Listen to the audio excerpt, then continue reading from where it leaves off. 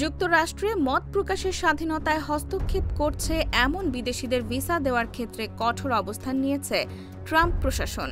Fact checking, content moderation, ভুল তথ্য প্রতিরোধ বা অনলাইন নিরাপত্তায় কাজ করেছেন এমন ব্যক্তিরা নতুন এই নীতির আওতায় পড়তে পারেন বলে আশঙ্কা করা হচ্ছে।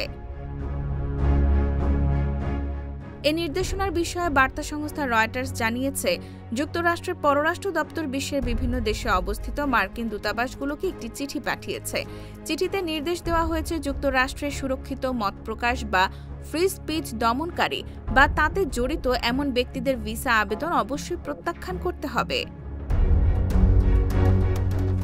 চিঠিতে ভিসা আবেদনকারীদের অতিরিক্ত যাচাই বাছাইয়ের কথাও বলা হয়েছে, বিশেষ করে যাদের ভুল তথ্য ও বিভ্রান্তি, content moderation, fact checking, trust and safety বা অনলাইন নিরাপত্তার মতো কাজে সম্পৃক্ততার প্রমাণ পাওয়া যাবে।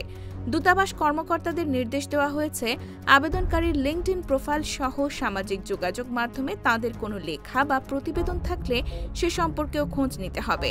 যদি কোনো তথ্য পাওয়া যায় যে আবেদনকারী যুক্তরাষ্ট্রের নাগরিকদের মত প্রকাশের স্বাধীনতায় হস্তক্ষেপের মতো কর্মকাণ্ডে যুক্ত ছিলেন, তবে সংশ্লিষ্ট কর্মকর্তা তাকে ভিসার জন্য অযোগ্য ঘোষণা করবেন।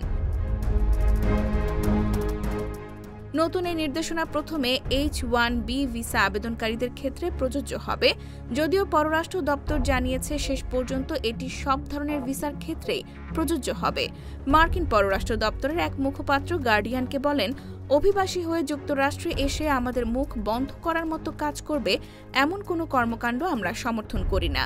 তবে বিশেষজ্ঞদের মতে ট্রাস্ট অ্যান্ড সেফটির মতো কাজকে সেন্সরশিপ হিসেবে দেখানো হলে ব্যাপক ক্ষতি হতে পারে। IBTV USA, New York।